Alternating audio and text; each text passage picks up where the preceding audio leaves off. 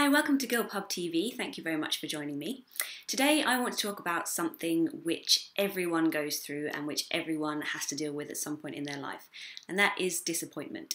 Now, we go through disappointment which is large, we go through disappointment which is small, and every day it could be something as simple as having your TV show that you want to watch cancelled, or it might be something like if you're at school not getting the grades you want, or perhaps applying for a job and being rejected. There's all kinds of different things. It could even be in your personal life. Maybe you're disappointed by a friend or a family member. Maybe you've even disappointed yourself. But one way or another, we all have to deal with disappointment at some point, and it's a very difficult thing. It's not something that we naturally find a good way around, but we do have to, and we do have to move on. So I'm going to share with you today my tips for getting over disappointment and just working through it and making the best of it and moving on. So if you experience some kind of disappointment, I think the first thing to really remember, and it's worth just reminding yourself of this in the moment, is that it's not going to help you. That feeling is completely natural and you shouldn't feel bad for having it, but it's not going to help you move forward.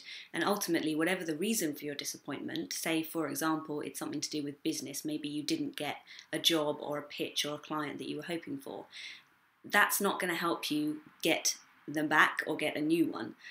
So if you're applying for a job and you haven't got it, then obviously you're going to feel disappointed, and that's completely fine.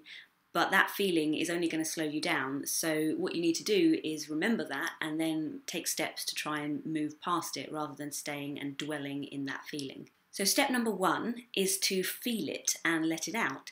So we all know that bottling up feelings doesn't work, and if you've been rejected from a job or whatever else it happens to be, feeling it is an important part of moving through it. So that might mean writing it down. I, for example, have a journal.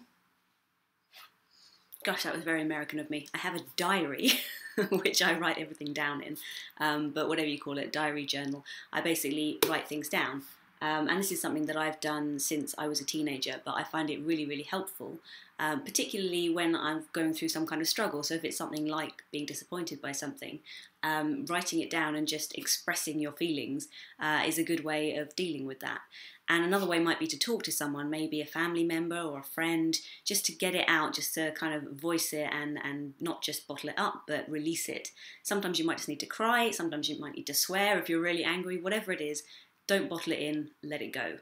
In addition to this, point 1B might be to have a cup of tea, just because that seems to help with everything in my experience. Step 2 is to step back. And what I mean by that is get some kind of perspective on it. And I know that's easier said than done, but you've done step 1, you've experienced it, you've accepted, yes, I am very unhappy about this. Now you have to step back, you have to get some perspective and see that it's not the end of the world. You know, if you didn't get that job, there'll be another one to get. If that person has disappointed you, you can probably resolve it with them. Whatever it is, you know, if it's school grades, there are other routes to take. You could retake exams, you could, you know, do something else that you weren't planning on doing. Whatever it is, there's going to be something that you can do to make it better. So you need to step back and just see that it's not the end of the world and there are different paths that you can take. So then, and only then, once you've felt it, and you've stepped back and gained a bit of perspective on it, accepting that it's disappointing and it's upsetting, but deciding that you're now going to move on. Step 3 is simply to move on. And I think the best way of doing that is to throw yourself into the next thing, whatever that may be. So again, if it's a job application situation, then it's going to be throwing yourself into finding the next job. Or if it's a business opportunity that's fallen through, then it's going to be working on the next business opportunity. If it's something that was perhaps a one-off, then you might want to have some other things, some backups in store, ready, just in case. So, for example, I make these videos and I write blog articles for Gilbhub. So that's something that I can always be doing in the background, and if I find that for whatever reason I don't have work to do that I thought I was going to do because something's fallen through, I can always turn to this stuff which I'm doing in the background anyway and just go for it. So if it's a disappointment that you've experienced in your personal life, then think about what hobbies you have. So if you like dancing or swimming or reading or cooking or photography or whatever it is, throw yourself into that. Just make sure that you've always done step 1 and 2 first, because throwing yourself into a new activity to try and suppress and bottle the feelings won't work. You have to have gotten through them and got them out of the way first, and then concentrate on the next thing. So do you have any tips on getting over disappointment or getting through situations like these? Let me know. I hope you find that these tips useful. I think they can be applied to lots of different situations, so hopefully they'll be of use to you. If you're going through something at the moment, let me know. Let me know if you've managed to implement this 3-step process to your own life. Leave a message in the comments below, or go to my website www.gilbhub.com and leave me a comment there. Or you can connect with me on Twitter at @HannahGilb.